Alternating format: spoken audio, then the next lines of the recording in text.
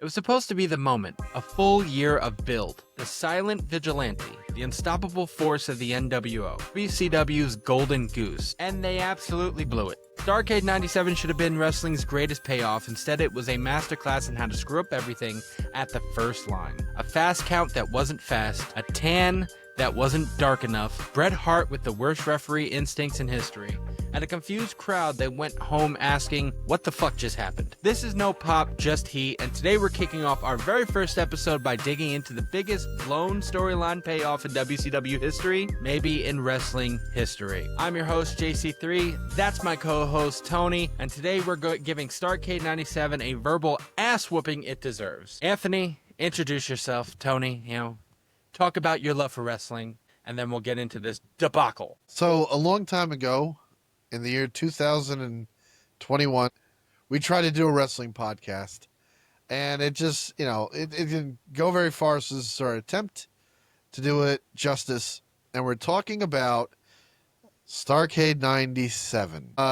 This is one of the first podcasts. Wow. This is one of those pay-per-views that I can honestly say I saw live. I was there for it, right? Joe was 2 years old at the time. JC3 was 2 years old. I was 7. And my first wrestling pay-per-view ever was Bash at the Beach 96. The debut, well, maybe not the first one ever, but the first one I remember was Bash at the Beach 96. The year that the NWO was created, the year that Hulk Hogan turns heel. And then for the next 18 months, the NWO just runs fucking rampant on WCW. It made me a WCW fan. I'd rather watch Monday Night Raw. I'd rather watch Nitro than Raw.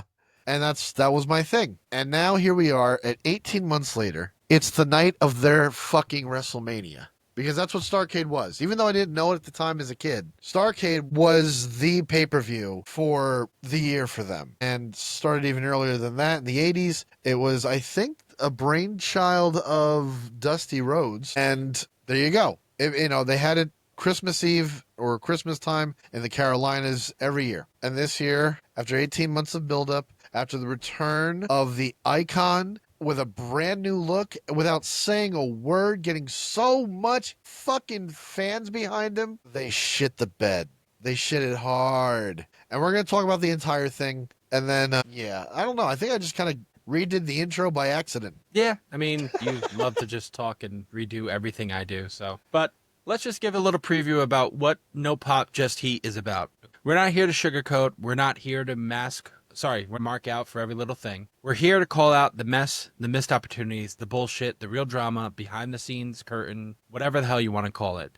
No cheap pops, just honest heat. And in wrestling terms, pop is a cheer from the crowd. Heat is booze or genuine anger from the crowd. And that's what we are. Genuine anger from the crowd. This is all heat. Tonight, and this is a great episode to kick off, No Pop, Just Heat. What is it? No Pop, Just Heat? All Heat? Whatever the fuck it's called. No Pop, Just Heat. It's a great way because I am salty about this fucking pay-per-view from top to bottom. I mean, there are moments where it's fantastic, and we'll talk about those, but there's far too many more moments of me going, what? Huh? What was that? Why? What? What the fuck? And genuine falling asleep. Boring. Some of these moments were fucking boring. Falling asleep. All right. Oh, yeah. So, we'll get into it. So let's get into the first segment or the first match, if you will. No, wait. Before you get into the first match, Jim, let's remember how this pay-per-view starts. It starts with Sting up in the, not even a rafter. It's like a backlot set. It's like there's a giant window and there's thunder and lightning and it's all the crow motif bullshit. And it's a very cinematic open, and it sets the tone for what this pay-per-view should be, right? And then it cuts to Tony Schiavone, Dusty Rhodes, and Mike Tenay. And I don't know, Dusty just kept saying Destiny. I think I counted 12 times. Destiny, baby, Destiny, Destiny, Destiny. This is what I have written for just that.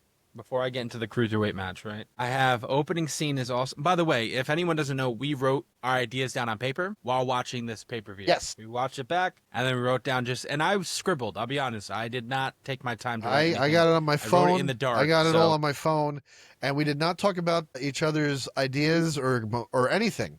We just said we got to film We this didn't episode. call each other during nothing. So I said opening sequence is awesome. But then I was like, who the fuck is the guy with the eye? What do you mean, the guy with the eye? I believe, yeah, with the eye. There was one part where this guy was just weird with a weird eye. I have no idea who the fuck he was. The crowd, or was he someone like of the production? Or you just don't remember? I believe he was part of the openings. I honestly don't remember. I think he was part of the opening sequence. Well, the opening sequence was just staying up in like a loft-looking area, standing at a window. Like, I don't remember anybody with an eye, unless you're seeing like some weird, weird guy from the crowd. But speaking of the crowd, the last thing I have is someone please shut Dusty up. Yes, please shut Dusty up. May he rest in peace. But goddamn, he did not shut the fuck up. I didn't like, right off the bat, I did not like the wrestlers in the crowd. Like, if they weren't on the card, they were sitting in the crowd, right? Rey Mysterio just looked like a fan. Like, I thought it was a dude who bought a Rey Mysterio mask.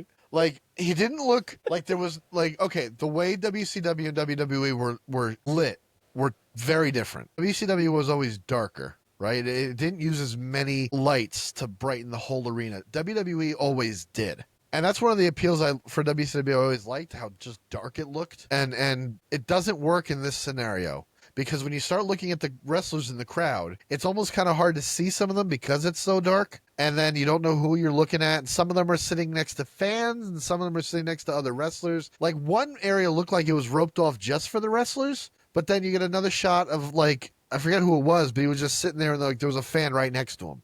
Bless, like, marking out. So, weird premise. And then you had, like, Mortis, who his character was like this spooky goblin bullshit thing, like a Mortal Kombat character. And Mortis was just in, like, you know, a shirt and a jacket. Still had his goofy mask on, but was just hanging out. It just broke the character.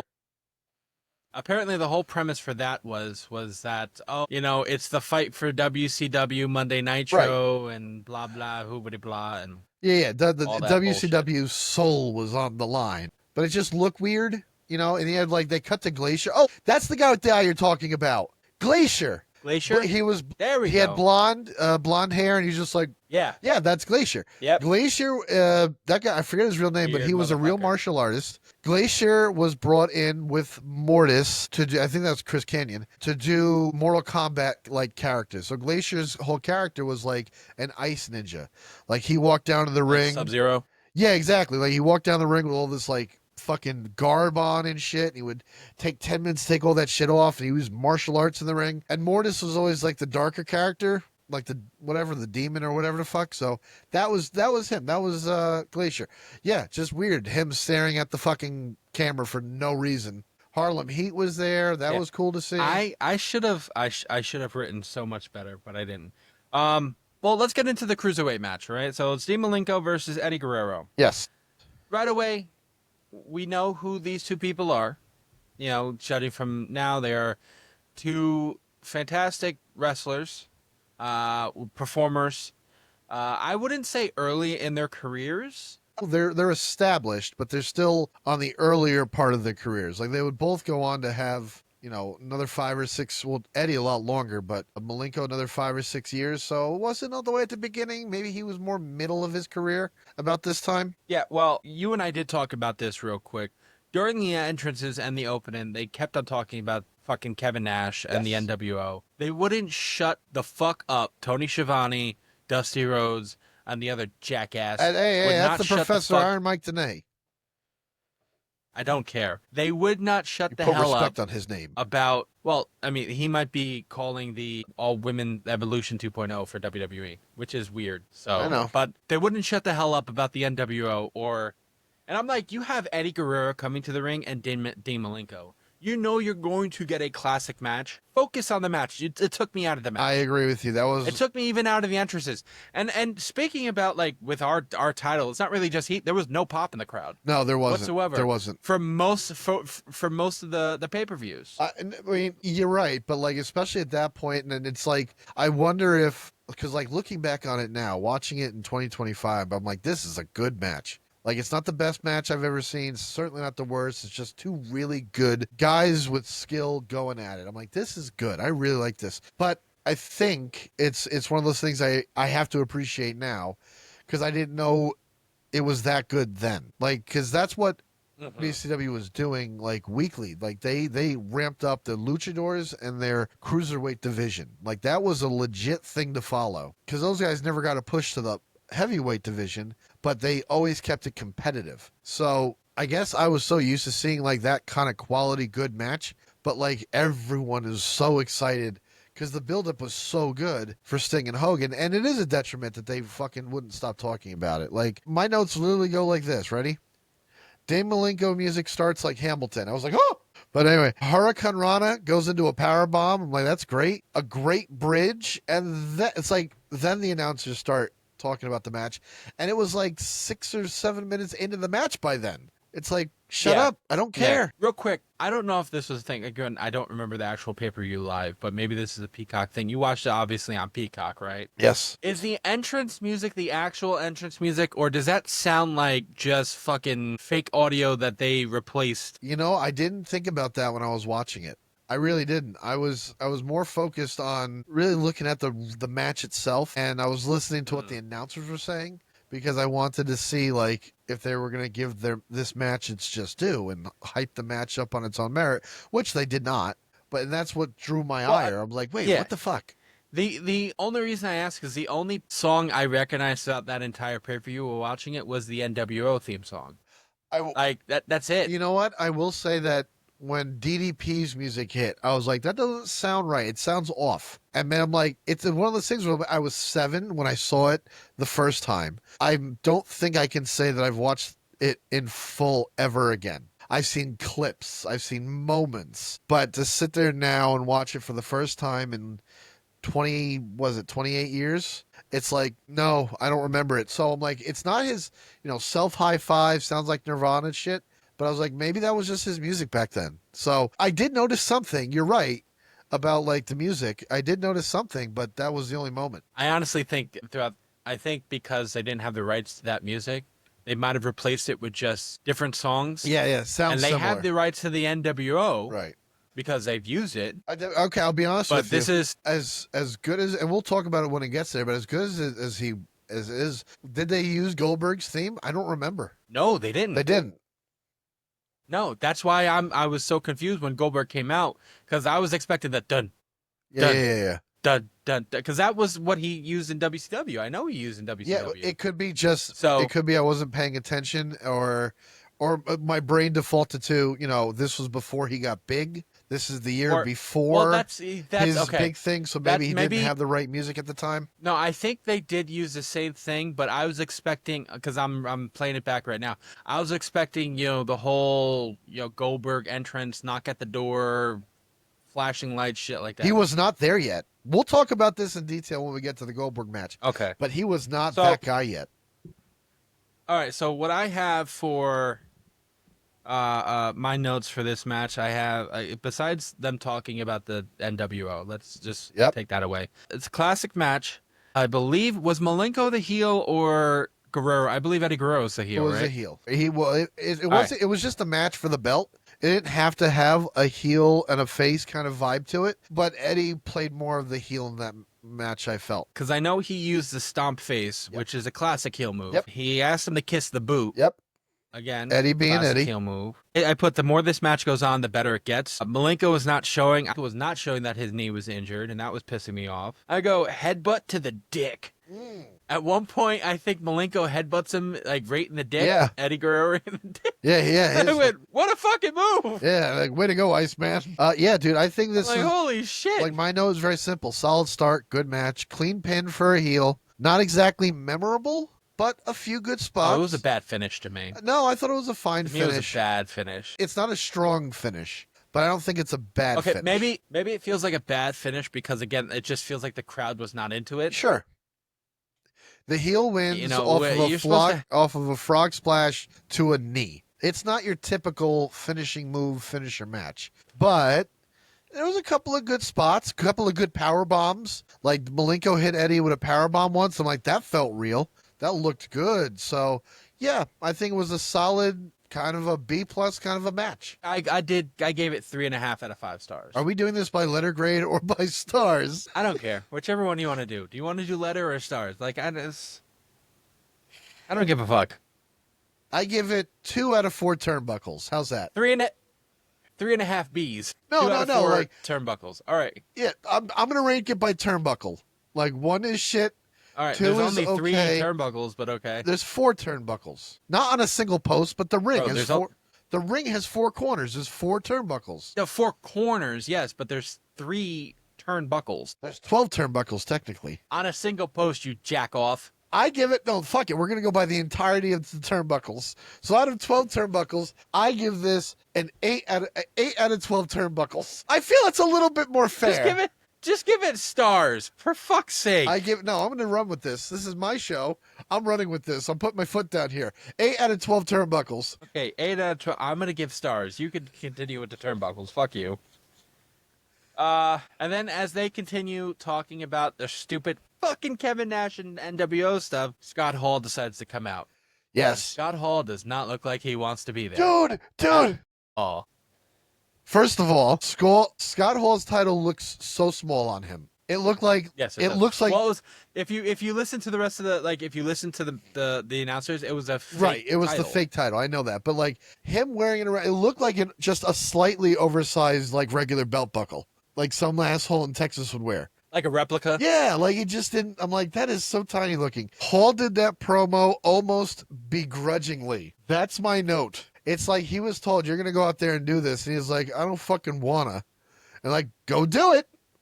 Because Nash isn't here. Well, yeah. I put Scott Hall comes out, and what he did, which again, and the NWO is supposed to be the heel faction. Yes. But what he did was a total face move. What are you talking about? Coming out and boasting to the crowd, like, what did he say? He said something about if you're with me, DC, give me a hell yeah, or something like that. Yeah. Like that's a face move. Like, who's here to see NWO? Who's here to see WCW? Exactly. That was his shtick, Joe. And this I get to educate you a little bit. Scott Hall did that every single week on Nitro. And he did that because it was his thing. You know, it was like it was the NWO. I mean, they had For Life as their quick little thing, but that whole package that Scott Hall did was just like DX's like Suck It. It's like it hit, but it's a little bit longer. It hits the same beats every week, no matter what the crowd does. No matter what the crowd does, he's just gonna be like, another one for the good guys, or the referencing the NWO. He could have been booed at. And like just everyone's throwing shit. He's like, everyone loves us. It was amazing. And he did that everywhere. So doing it here just felt like, for me, I was like, up there, he's doing his thing again. I loved it. It was great. It was one of those things where at first it's annoying and then it keeps going on. You're like, you know what? I kind of fuck with this. I like this. All right. Yeah. Fuck it. Right. Okay. So I was like, is Kevin Nash going to come out? Because I was fully prepared for Kevin Nash to come out. And then I was like, he's drunk. I don't know. I just had the feeling that he was drunk. The way he was just, maybe that was Scott Hall, but the way he was slurring words, I'm like, he's drunk out there. I didn't see him drunk. I saw him as begrudging. Like he didn't want to be there doing this. Do you know why Nash didn't show up that night? Because he just didn't want to, I heard, right? There's that. Like there's always these multiple reasons why. Nash being a no-show, one story is that he felt he was having palpitations the night before, like heart attack symptoms type shit. And he was like, I don't want to like go and wrestle. Maybe it's something wrong with my heart. I got to get checked out. So that's one story. Another story says he was picking up his book bag or his luggage and shit, and he thought it was the empty one, and he picked up one that was heavy because it had his weights in it. And you pick something up and you're not expecting it to weigh as much as it does, and you're kind of reckless, and it threw out his back. Right? That's another rumor. Another story is like, in his contract, he could say, I don't want to do something. And they couldn't stop him. So there's that too. Like, there's no definitive answer. Great job, WCW. Yeah, I know. It's a Great job, WCW. dumb fucking move, giving fucking wrestlers carte blanche. And we'll talk about that later too. But it could have been one of those things. But yeah, Hall to me, he did his job, but he didn't look like he wanted to do it. I also have oversell. Because I think that's what Scott Hall does. He oversells. Scott Hall sold just enough to be goofy, but not insulting, in my opinion. Like, some things I'm like, that's a little much, but I didn't feel insulted by it because everything else he did in that match was so professionally done. And then the Giant comes out. And the Giant is pissed off. Paul White, as he's known now, he's still in AEW? Yes, he's still in AEW. So he comes out looking young, looking good, and choke slams the shit. No, doesn't choke slam him. Power bombs him. Uses Nash's move on Scott Hall. Jackknife, yeah. Yeah. Okay, segment.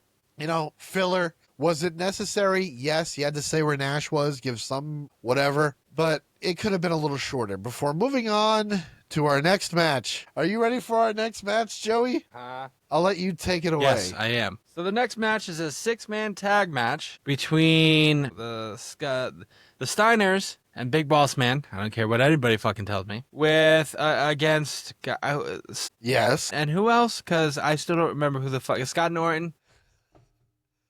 Macho Man Randy Savage, and my best friend, Vincent, yes. I'll be honest, I don't know. I put in, who the fuck is Scott Norton? Scott Norton was a I don't know jobber. who Scott Norton is.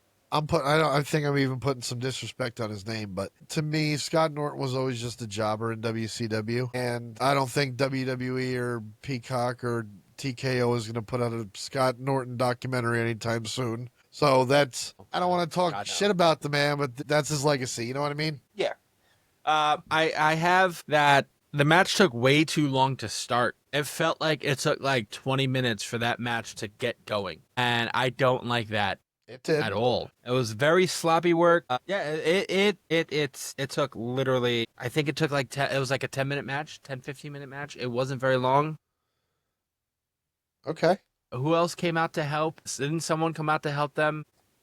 If I'm remembering correctly. So Miss Elizabeth came out at one point. She came out with Macho Man. Ray Taylor and the Steiner brothers had Ted DiBiase on their side. They mentioned Conan was supposed to be in the match. What happened to him? I think Conan decided to say fuck it. I have no idea. Like they felt it was important to let Nash get an explanation or give an explanation why he's not there, but they did not give a fuck about Conan whatsoever. But he was supposed to be the third guy, not Macho Man.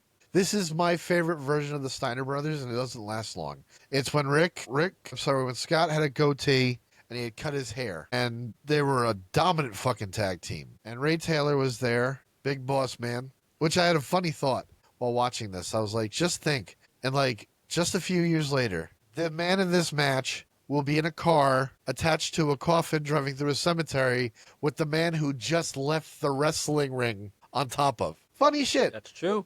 Like just imagine. Dad.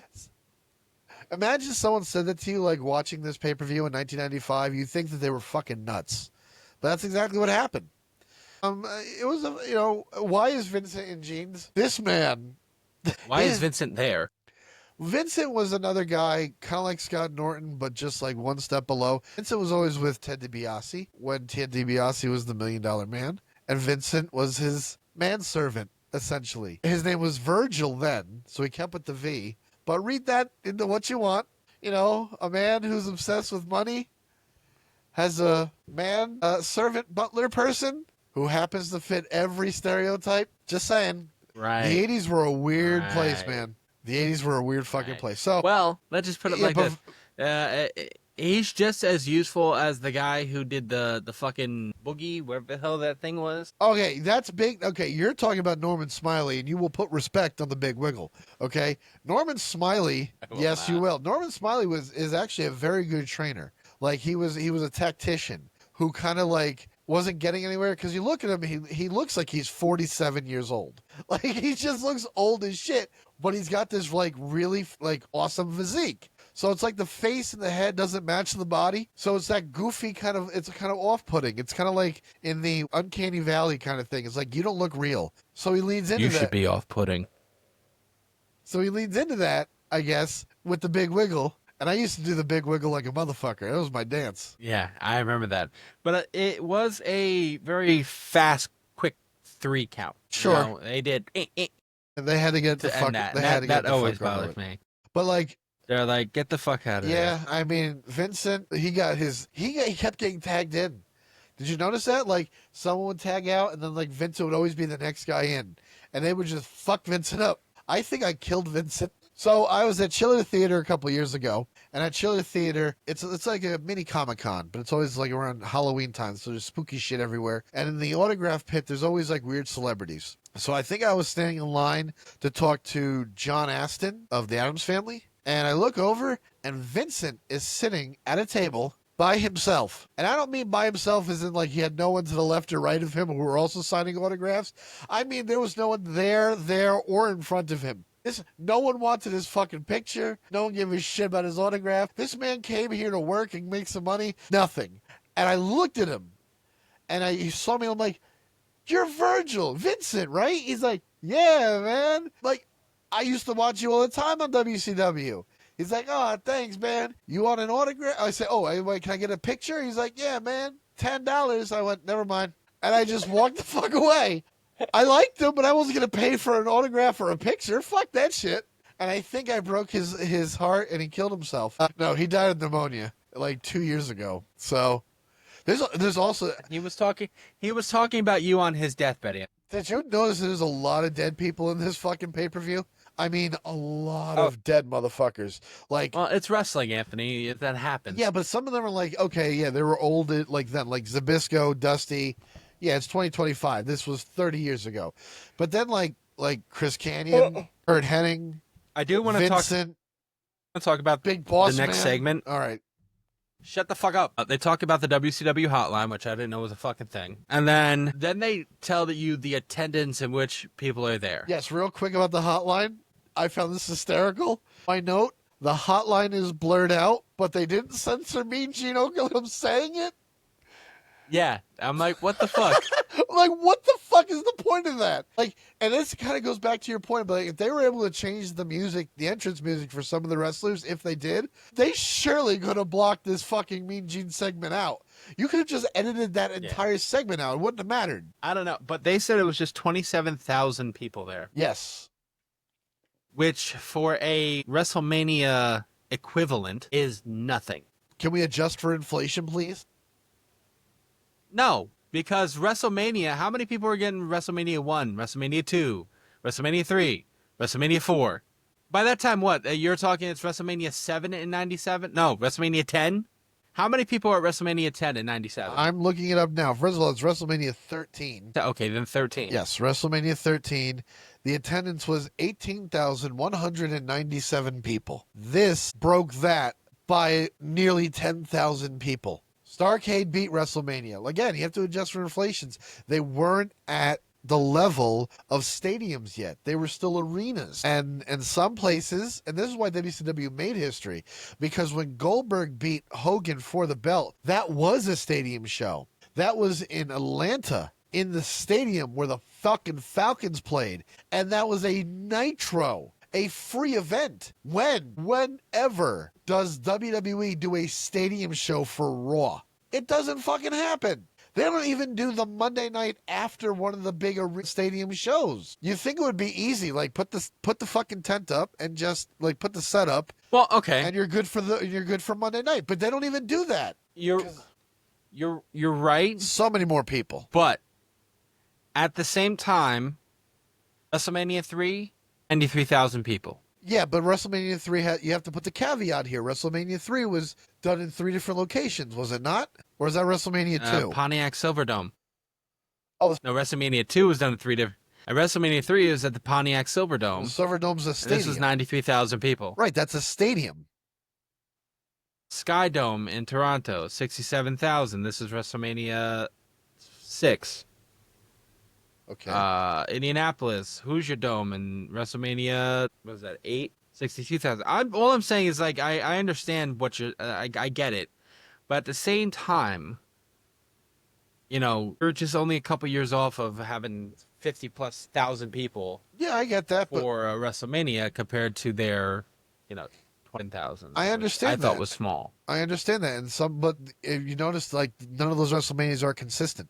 They couldn't do it from year to year like they can now. So it was special when they did, but it was not like a norm of the industry yet. So Starrcade with 27,000. Who the fuck is Nick Patrick? Nick Patrick was a referee in WCW, got involved in the NWO storyline, and he became their referee. Like and That's why this storyline in this pay-per-view of drawing a referee from a hat and oh my God, it was Nick Patrick. Like, it's such a stupid storyline. Like, you could have just been like, this guy fucked up once because he signed with the NWO. How can he be a fair and, unbiased referee? That's what the story. And he's like, no, he was fine and he was on good behavior. He wasn't fucking up. He was supposed to fuck up and he didn't. But we'll get to that. So that's him. He was fine. He was a good ref. All right, and then we get to the next match: Goldberg versus Mongo. Do you know the storyline about this leading into this match? It wasn't just you guys go. Goldberg. I don't know any of the storylines. Okay. Because I didn't watch WCW and I was fucking too. That's true. Goldberg was an asshole to Mongo, and during the storyline, he stole his Super Bowl ring. And this is actually Goldberg's very first pay-per-view, his debut pay-per-view, where he comes out and they have a match. Yeah, that's really all it was. Nobody should put that's terrible booking. First of all, Mongo was a. How long was it? Because it's what, 10 minutes? That match was 5 minutes and 59 seconds, so 6 minutes long. It was not good. God, it felt like forever. It was sick. It feels longer because neither of them are natural wrestlers. Goldberg definitely wasn't. He was still learning. And Mongo, he was a wrestler for a while at that point, but it's not the same as someone who was always a wrestler. And you got to give someone 6-7 minutes in a match. You got to do what you can do with what you know. That's the same goofy motherfucker that was the that became part of the announce team with the stupid fucking dog. Yes, he just died. I think he died last month. Did his dog die too? Oh, that dog's been dead. His wife. It's such a weird thing because he was like tall, had the like Steven Seagal kind of look with the ponytail and like the Letterman jacket, and his wife was a fucking dime. Deborah was gorgeous, and she tits out to here, tiny little blonde. Great. All right. So yes, please. What I have for that match. Did we do the star rating, or did you do your turnbuckle rating for the two prior matches? Okay, so the 6-man tag match. I gave it a 1 out of 5. Now, 0.5 out of 5 stars.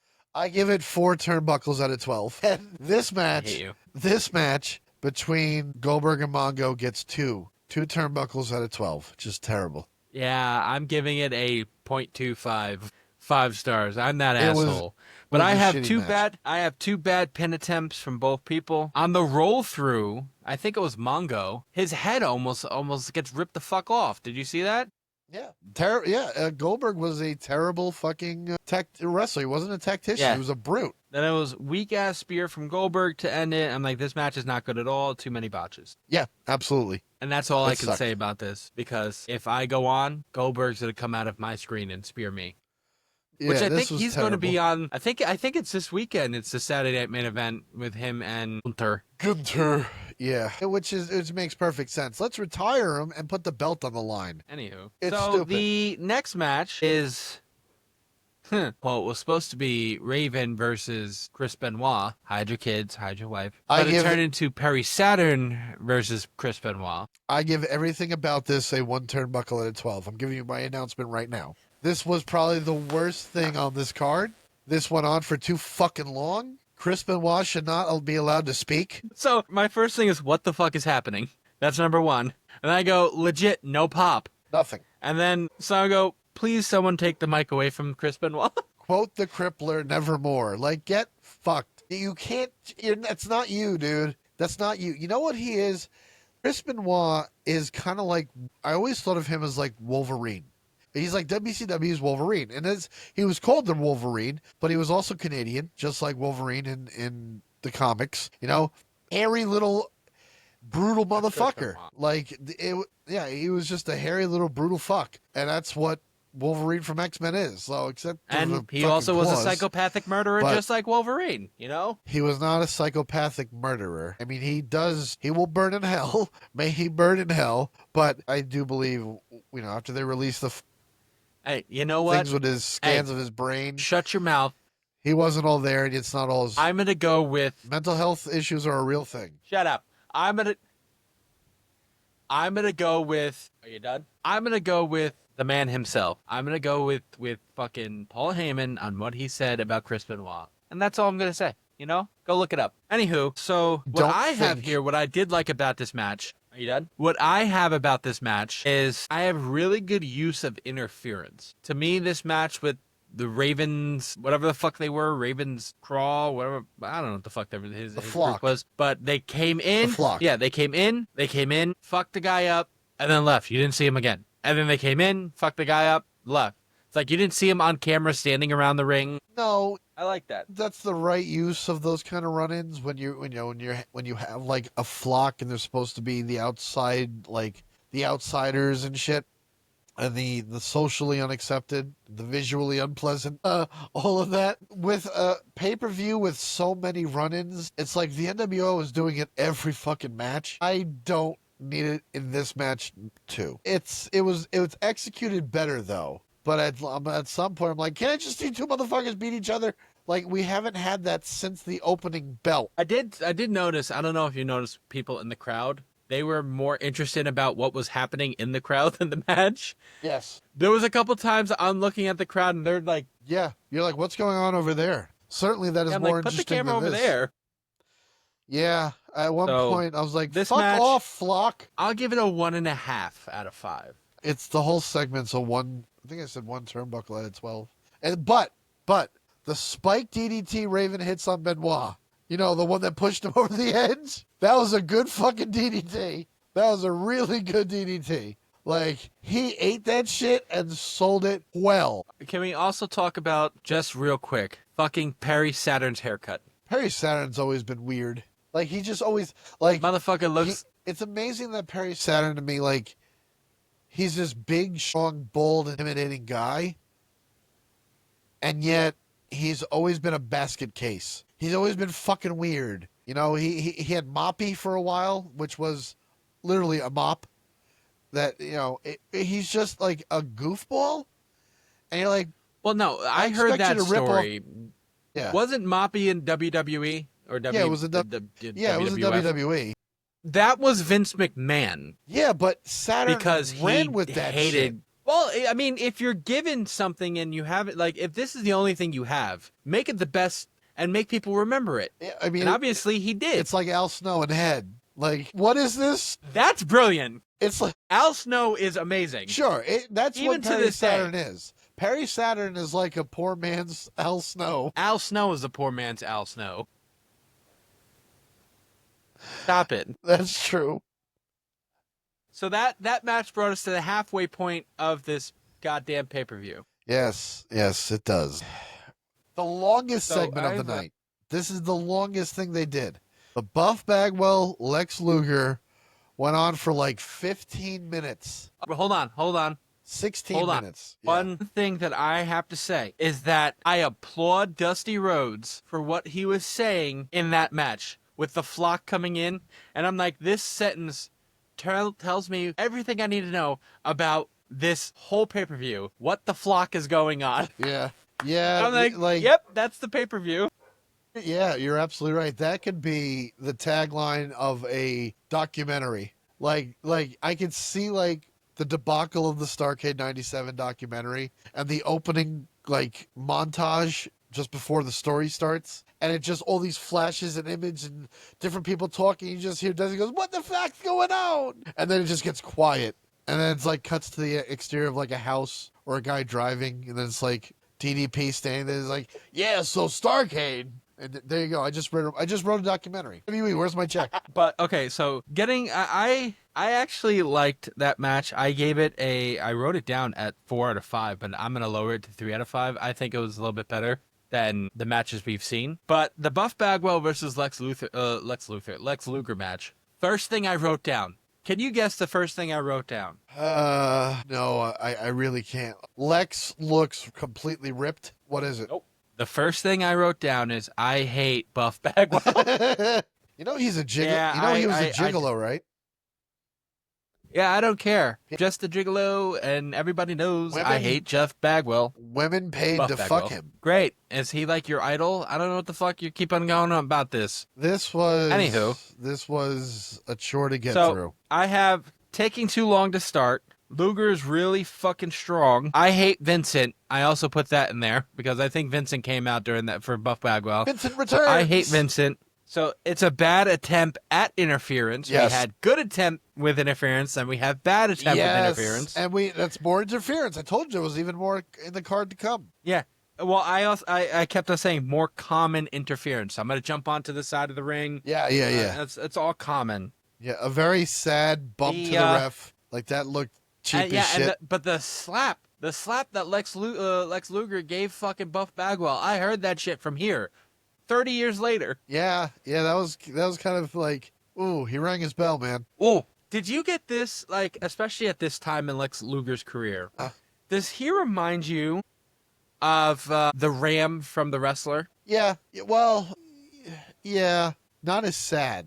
Like, no, I mean, well, I mean, judging based on what his story is, yeah. It is kind of as sad. Yeah, it is. Now it is. But yeah, that's right. Did you see at the beginning of this match? What are you laughing at? Yeah, that's right. At the beginning, sounded so sad about talking to him. I know. At the beginning of this match, did you notice what Buff Bagwell did? Lex spit out his gum, and it hit Buff Bagwell on the chest, and he fucking fell back and took a bump. I did not notice. Dude, go back and watch it again. Lex is like 5 feet away from him. He doesn't throw a punch. He doesn't kick. He doesn't do anything physical except spit out his gum. And it hits Buff Bagwell, and the motherfucker falls backwards and hits the mat, and he just takes a bump for no reason. Well, as the match was going on, the crowd was starting to get into it. Luger was starting to get the crowd into it. It was the build-up shut down. Lex was building up. Bagwell was shutting him down. So I like that. Yep. I hate, though, and this goes for any wrestling match, not just this one. I hate when you go for a chokehold and then you jump on the back of the wrestler. That bothers me so much because, again, the easiest way to get out of it is to just fall backwards. You know, like, and just slam that wrestler down. So that bothers me. And then they really hook the wrestler. They really hook the crowd in. I love all this right now. And then they lost me when they knocked the ref out. Yes.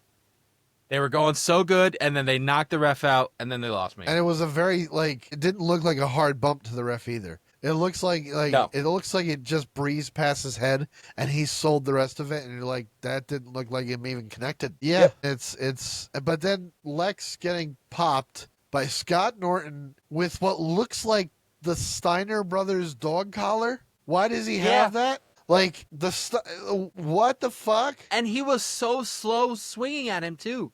Did you see that? Like, he just went...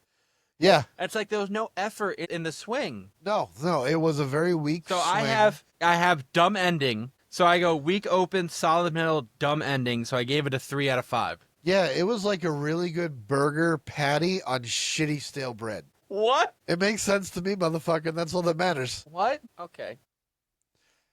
And then...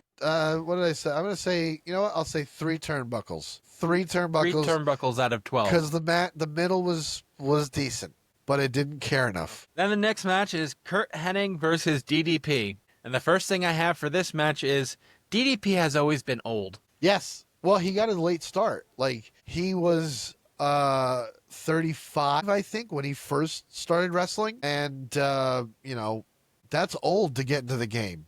You got to be like 19, 18, sometimes younger than that to just start. Like, what do you call it? Seth Rollins, I think he's been wrestling since he was 15 years old. You know what I mean? Like, you grow up in it. DDP was always just like a dude, and then muscle, and then whatever. 35 years old, he's in the ring, and he had a great run. So I have DDP has always been old.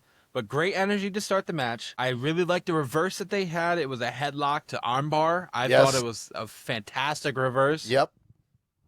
I go, it really feels like these two really hate each other. I could feel the punches and the hits. Great workers. They were really slapping the fuck out of each other. Yes, they were.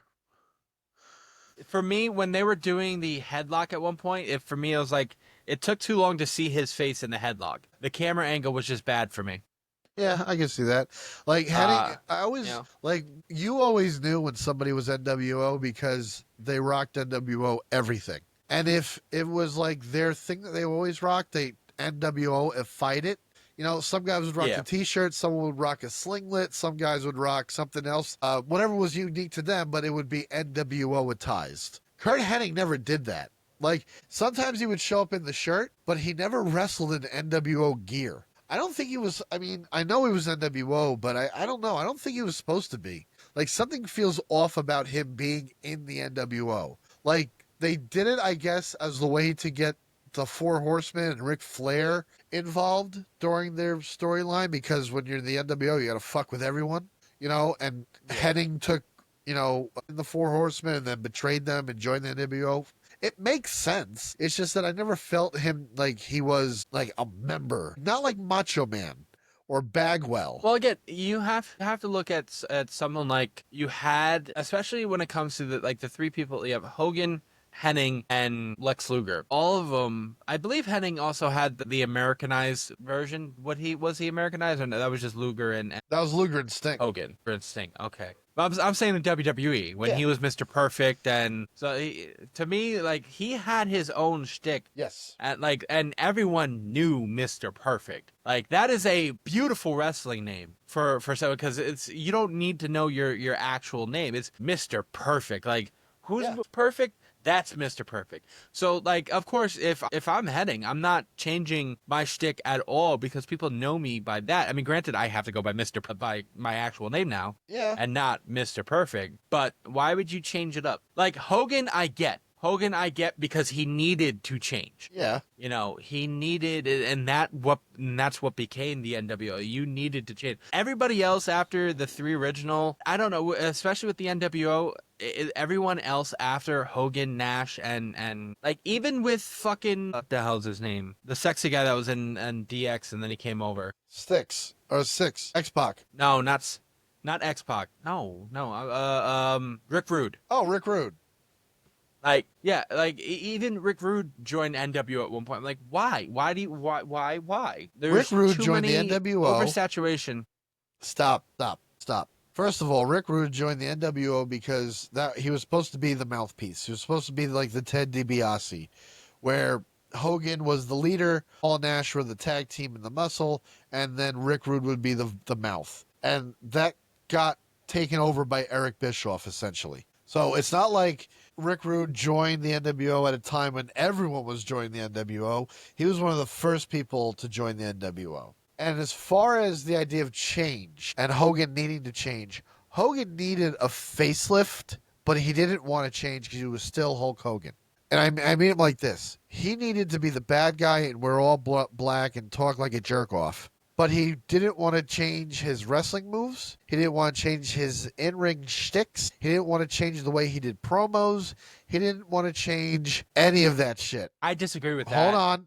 The NWO. I'm sorry, I disagree. The NWO was supposed to be counterculture and in your face, and Hulk Hogan still cut promos the same way he cut promos when he was a babyface. Well, you know, brother, and this is what you're gonna do. He didn't change his style. He didn't complete the change. He just changed the look. It's the same car, different paint job. That's what Hogan failed to do as far as change. I mean, I agree to a point, because yes, the delivery was the same, but he changed, and granted it's script writing, but the message, and to do what he did,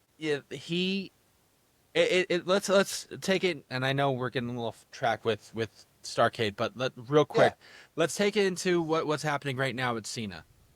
All right, Cena and the whole heel turn. They're putting up, it's just like Hogan. No. It's not just like Hogan. No. Cena's doing it differently. He's doing it the right way. Well, he's not the right way. I hesitate to say that because he's not changing his character. He's just the bad version of his character. He's still doing all the Cena stick, just he's doing it as a heel. And you're gonna look at me so fucking weird when I say this. He's like whole milk that's soiled or soured. That's what John Cena is right now. It's the same thing, just bad. I mean, you could say that it's the same thing, just different. That's all. It's to me, it's like the difference between Doritos Cool Ranch and Doritos Nacho Cheese. They're both tortilla chips. They're just seasoned differently. Here's the big difference between the two, Hogan and Cena. Yeah. Hogan, I feel necessary. Cena, not so necessary. Cena's debatable. because he could have ended his career as a babyface, and that's all he ever was. Went out on top, great. We'll never know. Always keep it a mystery. Or you do what he's doing. He's like, this is my last chance. If I don't do it now, I'll never do it. So let's see what this looks like, and we'll make the best of it. You know, it's debatable. Hogan needed the change. Hogan was not drawing crowds the way he was in WWE. Or in the 80s. Or, the WWE 80s. You know, the WrestleMania match that should have been, that WCW got, wasn't that good with him versus Flair. And, yeah, he was looking one foot out the door trying to make his name in Hollywood with doing movies and television. Because no one was paying to see his ass. So to change your character and start, being a heel was the right thing because it had never been done before and it was history making. But then you don't change up any of the substance about it. You cut the promos the same way. You do the same shtick in the ring, with the, he hits someone, he starts backing up with his hands over his face or, the pointing at someone. Like, he does that regardless if he's a heel or a face. And it doesn't have the same impact. Well, let's get back into the match. Yes. Because we didn't finish it. And that's, ADP. I'll be honest, that's where, like, this match is where I finished my notes because I just finished a pay-per-view today and I fell asleep. Yeah. You're going to be taking over from... okay, so it was a fantastic diamond cutter to end the match. Thought it was a beautiful diamond cutter. And I give this match a 4.5 out of 5 stars. To me, it's a 8 turnbuckles out of 12. I love him winning clean. I love him beating someone for a belt. That's wonderful. Those fucking ribs. That was his shtick for 2 years. His injured ribs. His fucking ribs won an honorable mention at the 98 Wrestler of the Year Awards. Like, the fucking guy, it was great. Let's be honest. The wrapping was around his waist. It wasn't around his actual ribs. It's always been there. It became part of his character design, dude. Like, he just always bandaged up his midsection. It was great. So 8 and out you know of, the one 8 thing out of 12. I've noticed about this pay-per-view? What's the one thing that I'll ask you real quick, Anthony. What's the one thing you've noticed about this pay-per-view that if it was today, there would be in every match and it would be from both wrestlers or every wrestler in every match? It's a wrestling move. A slap across the chest. Nope. You had slaps across the chest in this match. In this pay-per-view. I don't know what. Fucking super kick. Yeah. How many super kicks did you count in this, if you remember correctly? I didn't see. I wasn't paying attention. And it didn't dawn on me that was missing. No, it didn't, because it's a different style, or not style, but a different time period and of how wrestling was. Like, now super kicks are the rage. Like, super kick, you see, there's 50, 60 super kicks in one match at some points. Like, not even one back in that day. Like, back then it was just Shawn Michaels. That's what made Shawn Michaels super kick so effective, is because he was the only one fucking doing it. Right. He was the only one doing it. It also does look like, if it's pulled off right, it looks like it could hurt. Like, really rock a motherfucker. Like, I'm not saying a leg drop isn't a pleasant experience or it's not painful. Having someone drop the fucking leg across your head would hurt. Sure. But I think getting kicked in the face... Especially it comes from someone like Nia Jax. Yeah. But I think getting kicked in the face at Mock Jesus unexpectedly is a little bit more painful. No, I agree with you. So if you want to take it here, you can... I fell asleep during these last 2 matches. Okay, so the next match Especially the Bischoff match. Well, that's the next match. It's Bischoff versus Larry Zbyszko. Special guest referee, Bret Hart. None of this makes sense. To me, this is like, the future of Monday Night Nitro is on the line. So... the winner gets to, be the person in charge. To me, this felt like a kid playing with Legos. Playing with action figures from like different shows and shit. Like, there'd be no universe where like a wrestler fights a Power Ranger with like a Ninja Turtle. Like, that doesn't make sense. None of the elements of this match work. Fucking at one point, okay, so we know that Bischoff is indeed a black belt. Like, that's a real life thing. Smart to include that into your character. Sure. Zbyszko, old school guy. Looks pretty good for his shape. I don't know how old he was. Right now at 70 years old, I don't know if anybody's seen him. He is fucking ripped for 70 years old. Bischoff. Have you seen him lately? He is ripped. Yeah, I'm about to say, like, Zbyszko's dead. But Larry looked good.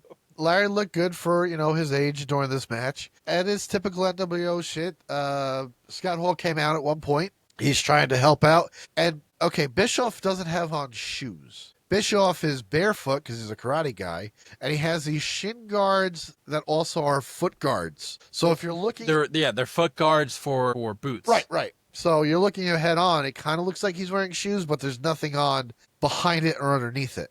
And at one point, Scott Hall slips. It looks like a little metal plate, and he slips it into his foot, like between his foot and the covering. Yeah, I woke up during this part. Okay. So then he does a high fung kick and he kicks Zbyszko in the head. But the fucking metal plate goes flying off of his shoe into the crowd. Probably hit him like, a kid in the fourth row of the fucking dome. And Zbyszko has to play it off like he just got knocked the fuck out. Which he obviously didn't. Because although, it got hit, that plate was flying into the crowd well before it made contact with Zbyszko's fucking head. Plate got yeeted. Absolutely. Some poor kid in the third row is catching strays. Well, so he got that to the dome. And then in the end, part of this was Bret Hart was offered a position in the NWO. And he hadn't made up his decision. So with Eric Bischoff being in the match, it's like, I offered that guy a position in my faction.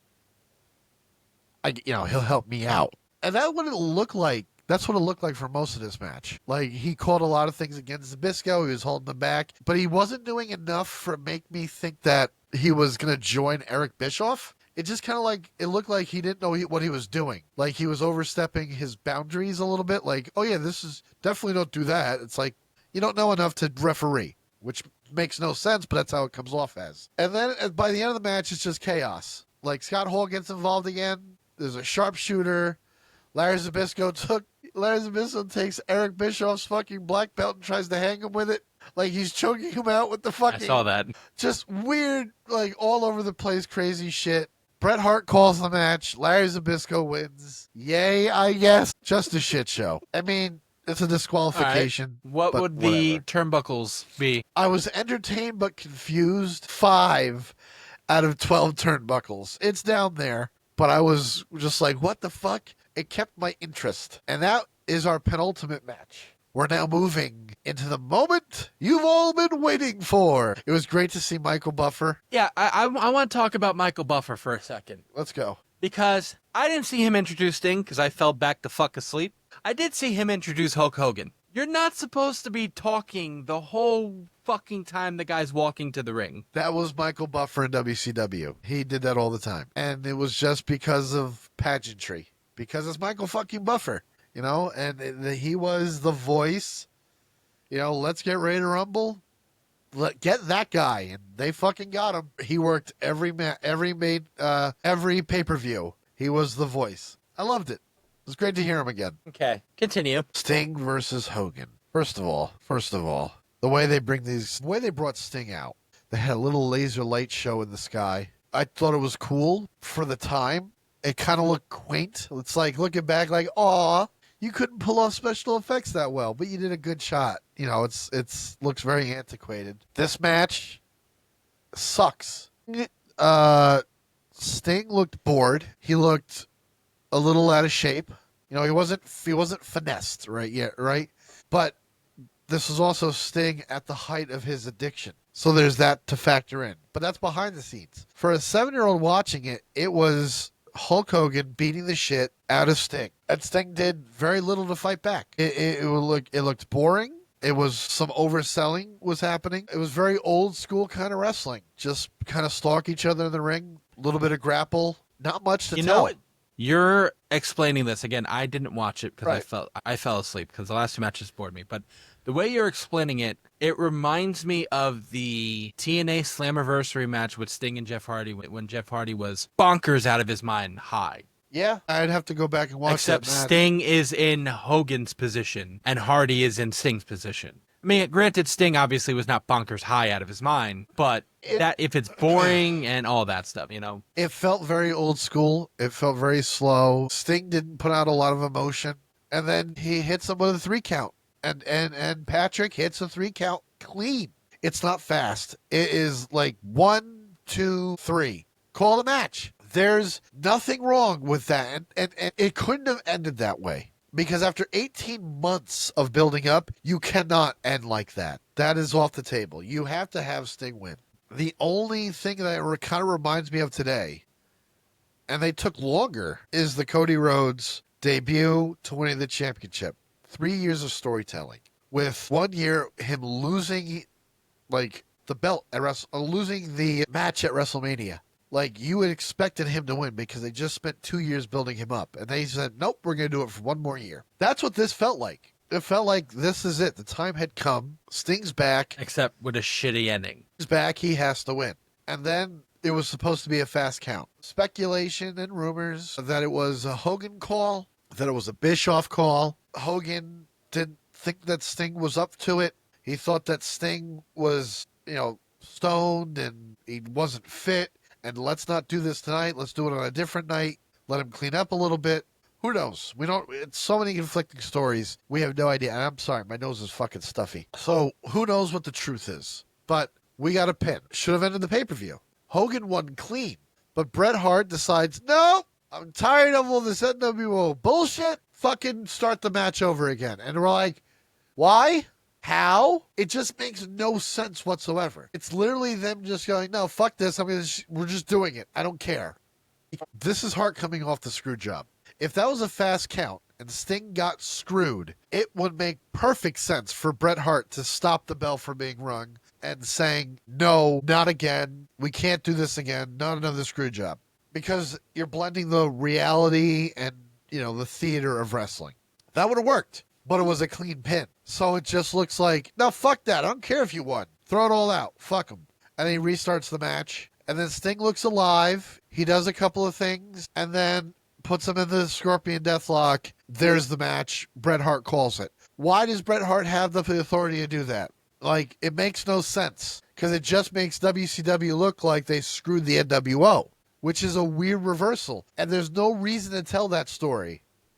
It's a possible story, sure, but like you throw 18 months of story building out in the shitter at that point.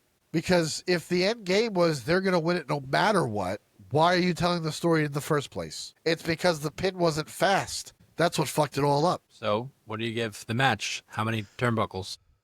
I got to give that 1 turnbuckle out of 12. And you want to know what really pisses me off? You know what really pisses me off about this fucking match? It's not even the match itself. It's what happens after the match. Everyone floods the fucking ring like they just did the impossible. And Sting holds the belt up over his head. And the fucking thing is upside down. It's the perfect little shit cherry on the shit Sunday that is Starrcade 1997. Yeah, I agree with you. Listen, let's recap. Okay? The company's on fire. A year-long build that fans were begging to pay off, and somehow WCW still managed to trip over its own boots. The match was mid, the count was trash, and Sting deserved better. We all did. This was Starrcade 97, the moment the pop died and the heat officially took over. And on this show, that's exactly what we live for. Hit that follow button, drop a rating, and let us know in the comments what you would have done differently. And don't forget, if it sucked, we said it. If it didn't, we still probably had a problem with it.